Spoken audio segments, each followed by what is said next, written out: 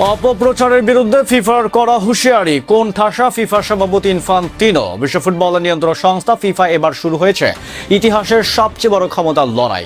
FIFA সভাপতি জিয়ানি ইনফান্তিনোকে কোন ঠাসা করতে এবং তার মসনদ গুড়িয়ে দিতে তবে কি গোপন ও সমন্বিত ষড়যন্ত্র চলছে? ব্রিটিশ মিডিয়ার এক বিস্ফোরক প্রতিবেদনের পরেই ফুঁসে উঠেছে ফিফা। ঠিক কি নিয়ে শুরু হয়েছে এই তুমুল যুদ্ধ, জানতে ভিডিওটি শেষ পর্যন্ত দেখুন। বিশ্ব ফুটবলের অন্দরমহলে এখন চলছে চরম অস্থিরতা। সম্প্রতি ব্রিটিশ সংবাদ মাধ্যম ডেইলি টেলিগ্রাফ এর একটি চাঞ্চল্যকর প্রতিবেদন বিশ্ব ফুটবলকে একেবারে নাড়িয়ে দিয়েছে। ওই প্রতিবেদনে দাবি করা হয়েছে যে ফিফা সভাপতি জিয়ানি ইনফান্তিনো যখন ইউরোপীয় ফুটবলের নিয়ন্ত্রক সংস্থা উয়েফার সাধারণ সম্পাদক হিসাবে দায়িত্বরত ছিলেন, ঠিক সেই সময় নাকি উয়েফার পক্ষ থেকে ইনফান্তিনোর কথিত এক প্রেমিকাকে চাকরি ছাড়ার জন্য বড় অঙ্কের ক্ষতিপূরণ বা সেভারেন্স পে করে দেওয়া হয়েছিল। তবে এই বিস্ফোরক দাবি সামনে আসার সাথে সাথেই তা সম্পূর্ণ মিথ্যে বলে দৃঢ়ভাবে উড়িয়ে দিয়েছেন জিয়ানি ইনফান্তিনো। ফিফা এই ধরনের ভিত্তিহীন খবর প্রচারের পেছনে গভীর কোনো দূরভিসন্ধি রয়েছে বলে মনে করছে। সংস্থাটি সাফ জানিয়ে দিয়েছেন যে সভাপতির ভাবমূর্তি ক্ষুণ্ণ করতে এবং তাকে মানসিকভাবে চাপে ফেলতে এটি একটি সুপরিকল্পিত অপপ্রচার ছাড়া আর কিছুই নয়।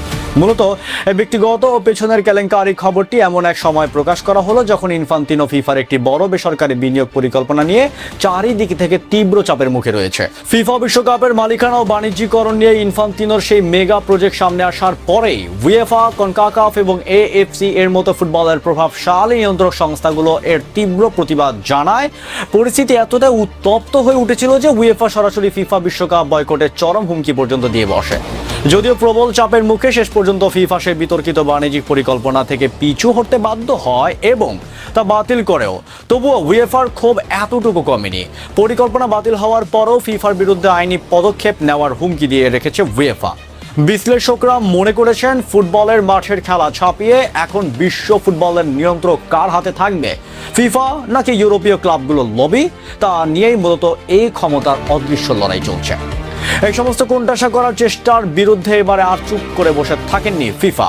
গত শনিবার এক অত্যন্ত কড়া ভাষায় অফিসিয়াল বিবৃতি প্রকাশ করেছেন সংস্থাটি।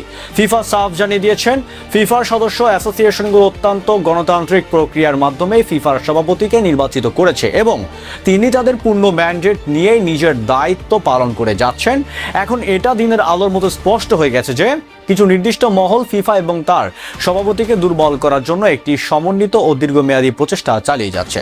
বিবৃতিতে আরও বলা হয়েছে, যারা ফিফার সদস্য দেশগুলোর গণতান্ত্রিক সমর্থন জোগাড় স্বার্থে ব্যর্থ হয় তারা ভোটের মাঠে না পেয়ে এখন কুৎসা, অপপ্রচার, ইঙ্গিত কিংবা ভুল তথ্য দিয়ে নিজেদের স্বার্থ হাসিলের চেষ্টা করছে, যা কোনোভাবেই বরদাস্ত করা হবে না।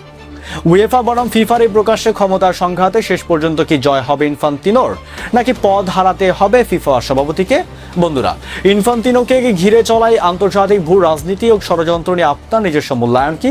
কমেন্ট বক্সে আপনার মতামত অবশ্যই জানাবেন। ভিডিওটি ভালো লাগলে লাইক ও শেয়ার করে ফুটবলের সমস্ত ব্রেকিং নিউজ ও ভেতরে খবর সবার আগে পেতে আমাদের সাথেই থাকুন। ধন্যবাদ।